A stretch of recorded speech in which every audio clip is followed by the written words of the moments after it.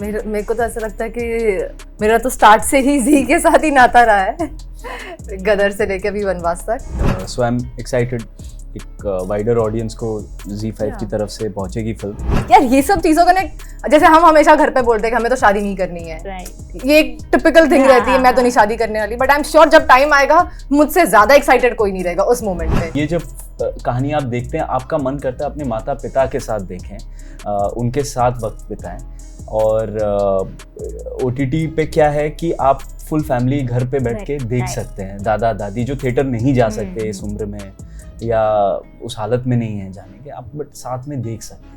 Subscribe and hit the bell icon to never miss another update from India Forums. Hello everyone, this is Divya from India Forums और आज मेरे साथ बैठे हैं वनवास के actors. Hello Hi, Sivrat Divya. and hello Utkarsh. Welcome to India Forums. Thank you, Divya. So of course film theaters में release हो चुकी थी. You have got all the reviews and everything, and now you know उसका second innings हम बोल सकते that it's coming on OTT. Yes. Ji. So you know having Z5 as a platform, how you feeling कि अब इस film को एक second opportunity मिलेगी to go to greater audience?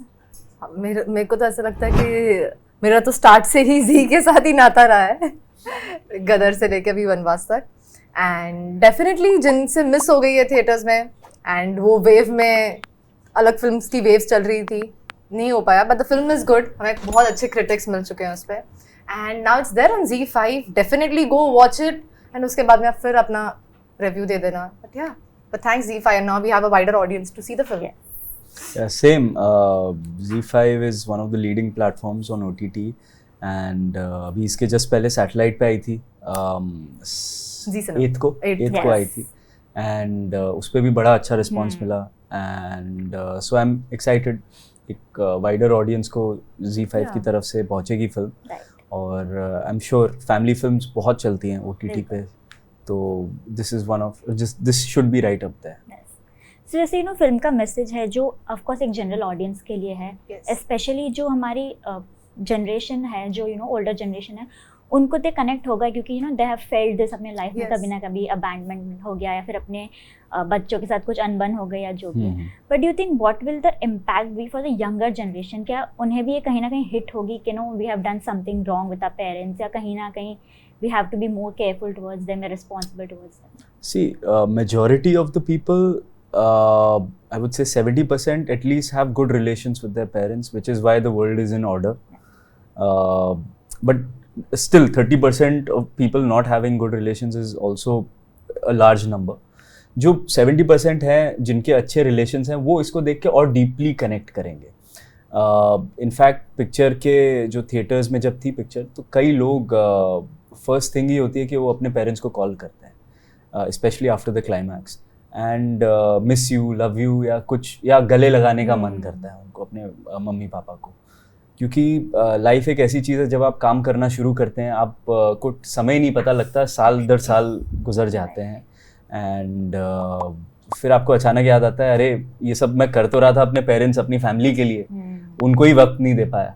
ये बहुत लोगों की मेजॉरिटी स्टोरी है। तो ये जब कहानी आप देखते हैं, आपका मन करता है अपने माता पिता के साथ देखें, उनके साथ वक्त बिताएं। और OTT पे क्या है कि आप फुल फैमिली घर पे बैठ के देख सकते हैं, दादा दादी जो थिएटर नहीं जा सकते इस उम्र में या उस हालत में नहीं है जाने के, आप बट साथ में देख सकते हैं। जी। Yeah, I think it's same.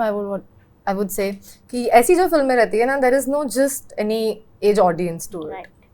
There are people like हम जैसे भी कनेक्ट कर पाए, हम भी रोए, हम ये वे में नहीं कनेक्ट कर रहे थे कि हम अपने पेरेंट्स के साथ ये कर रहे थे, बट वी लाइक कि शिट लोग ये कर सकते हैं, and it just at that moment था कि यार मुझे तो और करना है अपने पेरेंट्स के लिए, I just want to treat them even better than what I have been doing. And a funny incident, there was one person who had done a similar thing. He had kept his parents in an old age home वगैरह. He was a big person. Okay. And when he saw the film, he started मतलब वो उसकी हालत खराब हो गई। मैं नहीं देख पाऊंगा, ये मैं नहीं देख पाऊंगा करके he started to run out of the theaters and all. It hit him. Yes. It hit him because he was on the wrong side of the subject. तो yes, I think the film is for all the age groups. Definitely parents उसको अलग वे में देखेंगे, हम उसको ये वे में देखेंगे कि what better we can do as kids, and parents को उनको भी कभी कभी डर रहता है कि यार अभी तो ठीक है. It's an कभी ये ना emotional ऐसे film for Of course. people who love their parents, but it's a horror film for people who are acting them. True. So, yeah. Also veering थोड़ा away from the topic. Of course जैसे हम इस सब की बात कर रहे हैं, अभी की जो जनरेशन है उसमें ना एक कॉन्सेप्ट आ गया. So I want to know your views on that. Okay. They talk about DINK, if you have heard, double income no kids. So ये नया कॉन्सेप्ट हाँ, है. ये नया Dink. concept. Yes, Dink. Double income no kids. So like you know couples are preferring कि उनको kids नहीं चाहिए. Both of them want to earn, stay their lives, but they don't want kids in their lives. So what do you feel about this concept? What are your thoughts on this? See, double income की तो कोई problem नहीं होगी. More the merrier. But यार ये सब चीज़ों का ना, जैसे हम हमेशा घर पे बोलते हैं कि हमें तो शादी नहीं करनी है. Right. ये एक टिपिकल थिंग हाँ, रहती है, मैं तो नहीं शादी करने वाली. बट आई एम श्योर जब टाइम आएगा मुझसे ज्यादा एक्साइटेड कोई नहीं रहेगा उस मोमेंट पे. अब जैसे हम बोलते हैं कि नहीं हमें तो बच्चे नहीं करने हैं, ये सब दूसरों के ही अच्छे लगते हैं. बट आई एम श्योर जब वो टाइम आता है देन आपसे ज्यादा कोई एक्साइटेड उस चीज के लिए नहीं रहता है. सो इट इज जस्ट कि ये टाइम पे आप, एंड टुडेज वर्ल्ड सबके पास काम का लोड इतना है. सो अभी हमारे पास पहले वो टाइम है भी नहीं कि अरे मैं पहले अपनी शादी बच्चे ये सब नहीं, पहले मैं अपने पैरों पे तो खड़ी हो जाऊं, then only I can think of marriage and kids. So definitely अभी हमारे लिए इट्स मोर कि पहले कुछ काम कर लो, पहले कुछ बन जाओ, देन डेफिनेटली यार लाइफ चलेगी कैसे आगे, वर्ल्ड कैसे चलेगा if you don't. This is the very important part of your life for a human being. Having a partner, having kids, having a family. But हर एक चीज का एक right time रहता है. That's what I feel. अभी I'm just thinking about this new concept. But I like But the word dink. abroad में तो काफी common है. वैसे देखा जाए कि ठीक है, लोगों की अपनी choices है, you should not comment on that. But ultimately आप इतना कमा के फिर करोगे क्या उसका, किसके लिए? आप जब ओल्ड हो जाओगे, इट इज मतलब भगवान का क्रिएशन है या whatever it is, biologically there you know for you to have to bear children so that you can raise them and create better generations, create in a way better versions of yourself. Of course. And तो in that way I think कि at some point everybody, हर एक को एक सहारे की ज़रूरत पड़ती है, चाहे वो बच्चों से हो या extended family से हो. At the same time I think this concept has come because इसका root cause ये है कि चीज़ें बहुत महंगी हो गई हैं. पहले when I think kids like us, you must be Yes. growing up, school fees was not that big of an issue. Of course, College of fees course. was not that big. आज तो junior KG में बच्चे 3 lakh Yes. 3 lakh ले रहे हैं उनसे हाँ तो ABCD के. Actually, yes. when you think about that, True. it is, the concept is a reflection of the society only.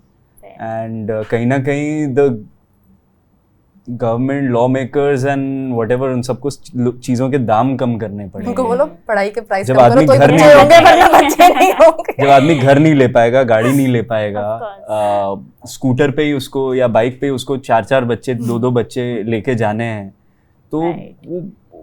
वो ना खुद के लिए अपनी लाइफस्टाइल जी पा रहा है ना बच्चों के लिए जी पा रहा है. तो that is somewhere Agree, the yes. bigger people of this world have to come together True, and true. decide कि भाई we are going wrong.